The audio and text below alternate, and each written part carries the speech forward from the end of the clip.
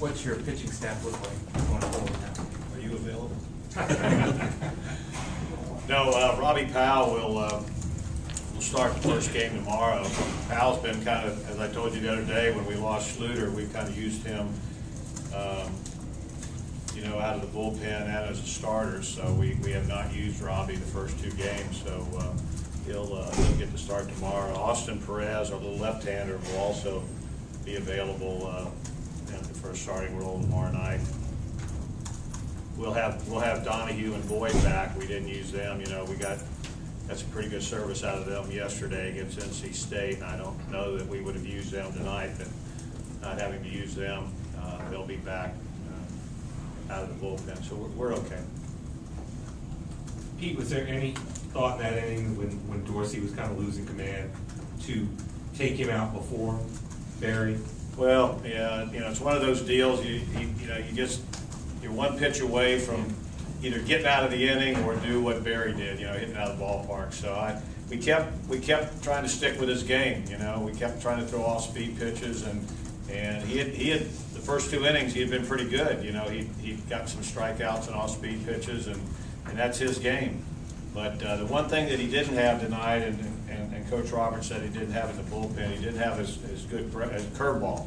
He'll throw a curveball and a slider, and his curveball is really, other than a straight change, his second best pitch. And he hit, I'm not sure which one he hit ahead of Barry's home run, but he hit someone with a breaking ball and really didn't have any command there. So it's one of those things where you keep thinking, okay, he's going to make one good pitch and get out of it, and then of course we walked the guy, hit a guy, and finally went 2-0 on Barry, and we really didn't want to throw him a fastball, but he couldn't throw a strike at all. He wanted to get into that funk and just couldn't throw a strike to save his life with his off-speed stuff, and Barry made his pay pretty good with the 2-0 fastball.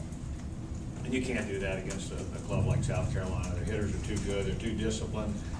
They don't swing at bad pitches. We threw some pretty good off-speed pitches that weren't quite there, that obviously weren't strikes, but a lot of undisciplined teams would chase, and South Carolina just spit at them and just let them go, and then got in the hitter's count. And finally, like I said, it came back and bit us in the fanning.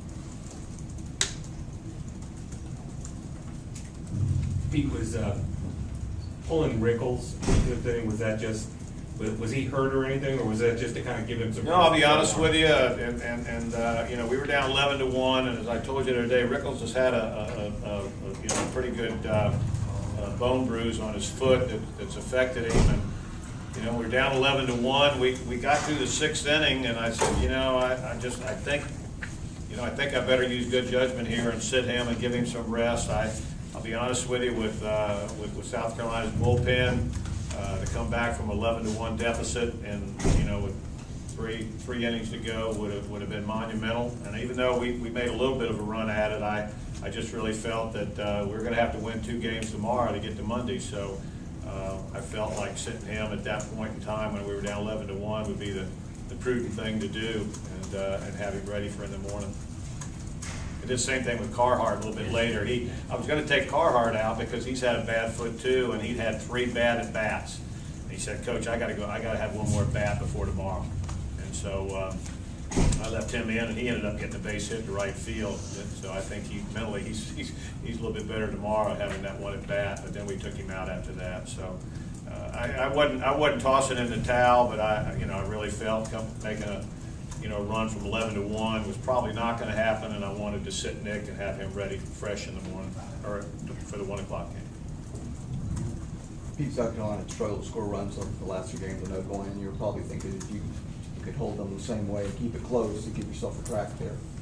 Yeah, when it was 6-1, obviously we were disappointed, but we came back yesterday from a 5-0 deficit, and I won't say that I felt great, but I felt that our club could score some runs, and if we could hold them there. But then we went right back out, and we brought Cam Griffin, the freshman left-hander, in, and he goes, put him in, and he gets 0-2 on the first left-hander, and then makes a bad 0-2 pitch, and then it all fell in, and then they scored 4. So if we could have kept it 6-1 and not given up that 4 spot, we might have been able to make a better run at it. But you know, once they went 6-4, it was going to be very difficult to overcome that with their bullpen. Anything else?